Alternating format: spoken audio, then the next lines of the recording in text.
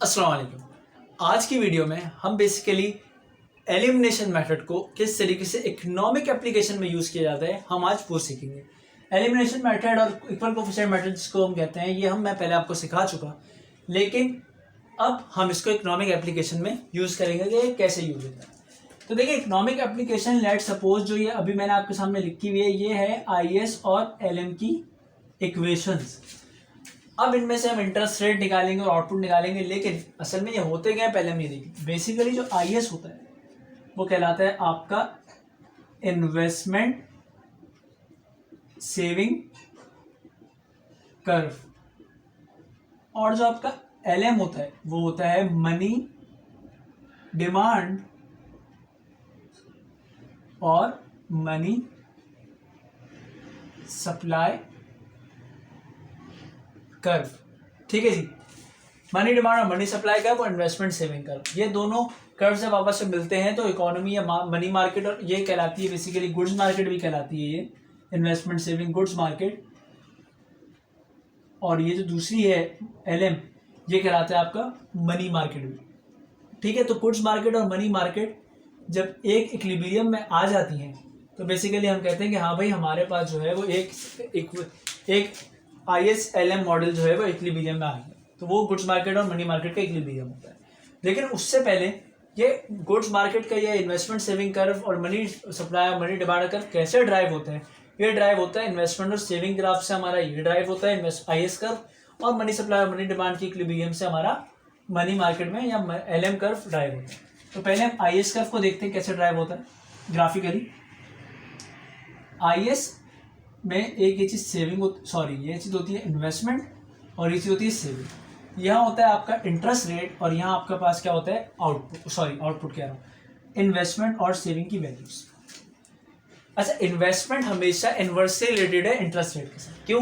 क्योंकि जब आप इन्वेस्टमेंट करते हैं तो जो इन्वेस्टर होता है बेसिकली वो देखता है कि उसको कितना इंटरेस्ट पे करना पड़ेगा अगर वो पैसे लेके इन्वेस्ट करता है, क्योंकि इन्वेस्टर का होता है यही है कि वो लोन लेता है। तो लोन अगर जब आपको इंटरेस्ट रेट ज़्यादा पे करना पड़ेगा तो बंदा उससे भागेगा पीछे, क्योंकि उसको ज़्यादा एक्सपेंस हो रहा है, कॉस्ट ज़्यादा पड़ रही है। जितना कम इंटरेस्ट रेट होगा उतनी इन्वेस्टमेंट ज़्यादा आएगी, और यही हमारी मॉनेटरी अथॉरिटीज़ भी यही करती है कि इंटरेस्ट रेट कम करो इन्वेस्टमेंट ज़्यादा आएगी। तो इन्वेस्टमेंट इंटरेस्ट रेट का नेगेटिव रिलेशनशिप है। जबकि जो सेविंग है, अगर मैं अपने आप को सोचूं या आप सोचें, जब इंटरेस्ट रेट आपको ज़्यादा मिल रहा होगा, इस्लामिक पॉइंट ऑफ व्यू को हम ज़रा उसको उतर करें कि मतलब इस्लामिक पॉइंट ऑफ व्यू से नहीं सोच रहे कि इंडिविजुअल को मैं इस्लामिक उससे नहीं देख रहा, मैं एक ऐसी बात कर रहा हूँ जो कि आज देखिए इकोनॉमिक्स में इंटरेस्ट रेट की बात बहुत होती है, तो कन्वेंशनल कह सकते हैं हम इसको। इस्लामिक इकोनॉमिक्स हम नहीं पढ़ रहे इस वक्त, तो हम इसलिए हम इंटरेस्ट रेट को एक नॉर्मल प्रॉफिट के तौर के ऊपर समझते हैं, लेकिन हालांकि इस्लामिक पॉइंट ऑफ व्यू से देखा जाए तो वो गलत है। लेकिन अभी अगर क्योंकि हम इकोनॉमिक्स के हद तक के पढ़ रहे हैं तो देखिए अगर आपको पैसा ज़्यादा मिल रहा होगा तो आप क्या करेंगे, आप जो है उसकी तरफ डाइवर्ज होंगे, आप उसकी तरफ कहेंगे कि मैं और ज़्यादा सेव करूँगा ताकि मुझे और पैसा मिले। तो इंटरेस्ट रेट जितना बढ़ता है उतनी सेविंग बढ़ती है, इसलिए इसका अपवर्ड ग्राफ स्लोपिंग ग्राफ है और इन्वेस्टमेंट का डाउनवर्ड स्लोप है। अच्छा, इसके वेरियस इक्विलिब्रियम से हम इन्वेस्टमेंट सेविंग कर्व बनाते हैं। लेट्स सपोज ये एक आपका इक्विलिब्रियम था जहाँ इंटरेस्ट रेट ये था और यहाँ पे आपका इन्वेस्टमेंट सेविंग बराबर थी, IS बराबर था, ये R1 हो गया। और लेट्स सपोज यहाँ पे एक आउटपुट था वो था 200,000, यानी इस इनकम के ऊपर आपका ये इन्वेस्टमेंट और ये सेविंग कर्व यहाँ बराबर। लेट्स सपोज आपकी इनकम बढ़ गई, अब आपकी इनकम बढ़ गई तो हो सकता है आप आगे मूव करेंगे, अब आप ज़्यादा इन्वेस्टमेंट करेंगे। लेट्स सपोज ये I' हो गया और आपकी इनकम हो गई कोई, आप कह लें आपकी इनकम जो है वो बढ़ गई। ठीक है, अब ऐसे इसमें क्या होगा, अब इसके अंदर जब आप जाएंगे, यानी आप लेट्स सपोज इसको कह लें कि अगर मैं आपसे ये कहूँ इन्वेस्टमेंट सेविंग के हवाले से, तो इन्वेस्टमेंट सेविंग के हवाले से हमें क्या नज़र आ रहा है कि देखिए, अच्छा अगर आप राइटवर्ड मूव कर रहे हैं तो ये मैं आपको यहाँ पे ज़रा मैं बता दूँ कि ये मैंने जो लिखा है आपकी इनकम जो है, अगर इनकम के हवाले से आप देखें तो जितना अगर आपकी इनकम कम होगी उतना आप इस तरफ जाते रहेंगे, आपका इन्वेस्टमेंट कर्व जो है आपको वो इस तरफ करता रहेगा, यानी आप समझ लें अपवर्ड की तरफ मूवमेंट करते रहेंगे। तो इसकी वजह से होगा कि लेट सपोज ये एक नया इक्विलिब्रियम बना और आपका आउटपुट था Y 1500 और ये इंटरेस्ट रेट आ गया। अब यहाँ पे जब आप आएंगे IS का कर्व ड्राइव करने के लिए तो यहाँ Y होता है और यहाँ R होता है। तो अब क्या होगा कि पहले आपके पास 2000 वैल्यू थी और इस पर आपका इंटरेस्ट रेट क्या था, आपका इसके ऊपर इंटरेस्ट रेट था R1, अगर आपने इसको ट्रेस कर लिया। जबकि आर जो है ये वाला जो इंटरेस्ट रेट था ये कहाँ था आपका 1500 की वैल्यू पे। इसकी बैक एंड थ्योरी हम माइक्रो इकोनॉमिक्स में पढ़ते हैं, माइक्रो इकोनॉमिक्स में, तो वहाँ से हम पढ़कर आए होंगे यकीनन। जिन लोगों ने मतलब जो अगर आप मैथमेटिकल इकोनॉमिक्स में जा रहे हैं तो आपके पास ये बेसिक मैक्रो और माइक्रो का पता होना चाहिए आपको, ठीक है। तो अब यहाँ पर आप आ गए और बेसिकली अब क्या होगा कि 2 पॉइंट्स आपके पास आ गए। जब आप 2 पॉइंट्स को ज्वाइन करेंगे ये आपका बन जाएगा IS का कर्व, ये बी पॉइंट कह लें, इसको ए पॉइंट कह लें, तो ये आपका जो है वो IS का कर्व बन गया, ठीक है। इस तरीके से ड्राइव होता है कि इनके डिफरेंट आप कह लें कहते हैं इक्विलिब्रियम पॉइंट से। बिल्कुल इसी तरीके से मनी सप्लाई बेसिकली हमारा कांस्टेंट हम कहते हैं इसको, और हमारे स्ट्रेट लाइन कर्व होता है, और मनी डिमांड हमारी इस तरीके से होती है। तो लेट सपोज आपकी अब इनकम बढ़ी, इनकम की वजह से आप क्या करेंगे, आप मनी डिमांड ज़्यादा कर देंगे, तो मनी डिमांड जो है वो आप कह लें कहते हैं पहले वो यहाँ पर थी और अब मनी डिमांड ऊपर चली गई। आपकी पहले इनकम थी 2000 और अब आपकी इनकम हो गई 2500 और मनी डिमांड आपकी आगे चली गई, तो इंटरेस्ट रेट भी आपका बढ़ता हुआ नजर आ रहा है।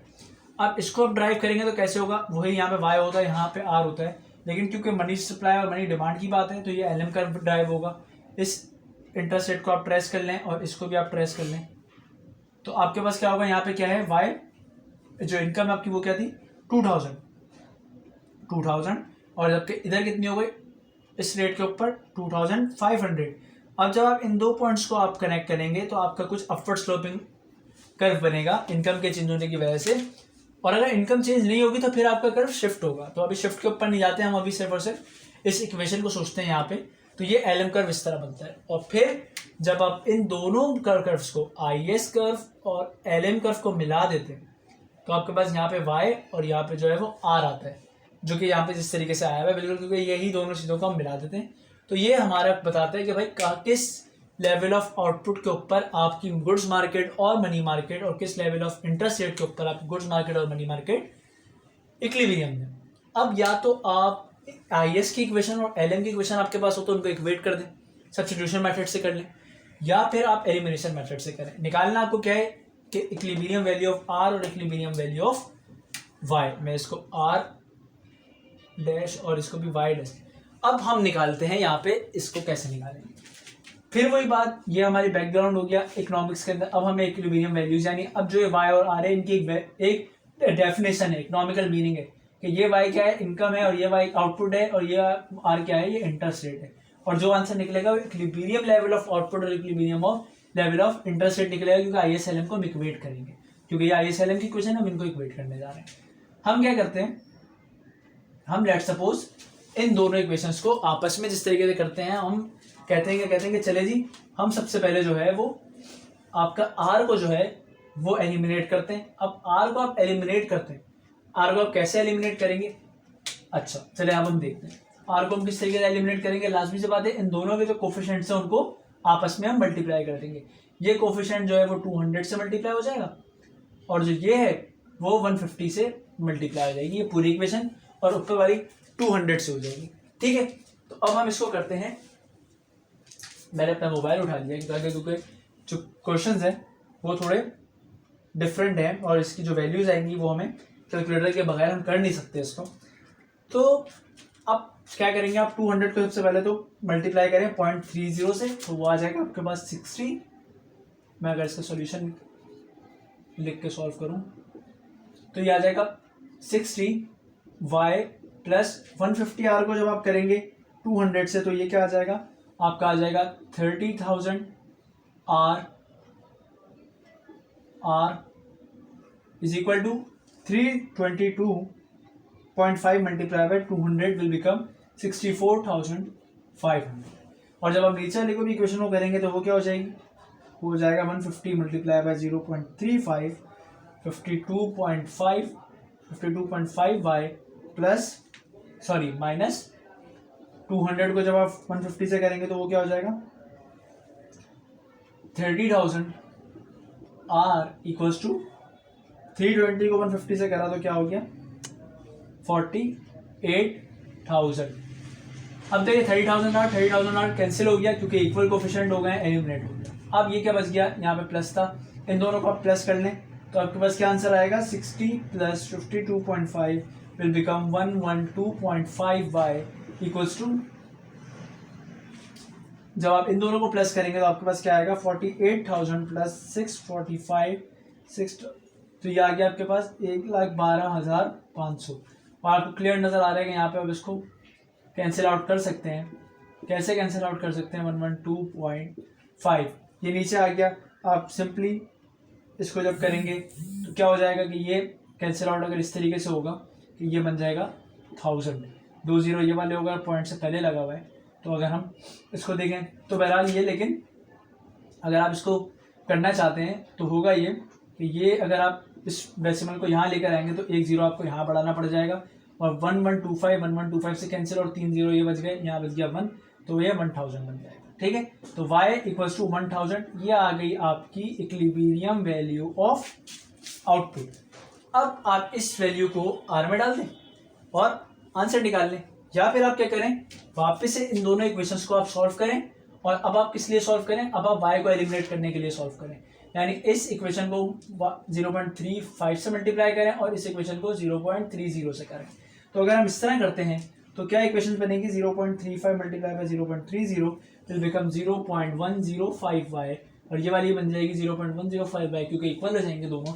और 150 को जब आप करेंगे मल्टीप्लाई 0.35 तो बन जाएगा प्लस 52.5 r, और इज इक्वल टू 322.5 को जब आप करेंगे मल्टीप्लाई 0.35 से तो ये बन जाएगा 112.875, और ये बन जाएगा, माइनस करेंगे आप इसको 200 multiply by 0.3, it will become 60 r is equal to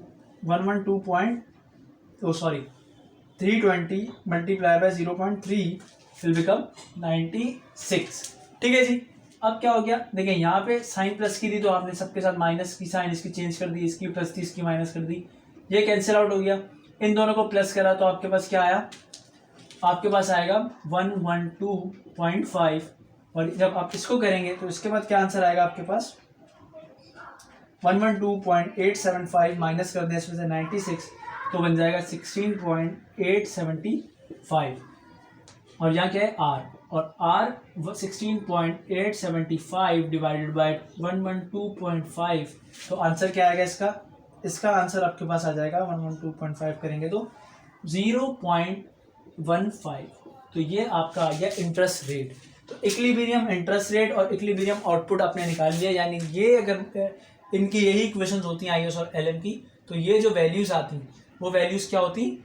1000 और 0.15। तो ये आपका जो है वो इस इक्वेशन को हमने सॉल्व करा इकोनॉमिक एप्लीकेशंस के थ्रू।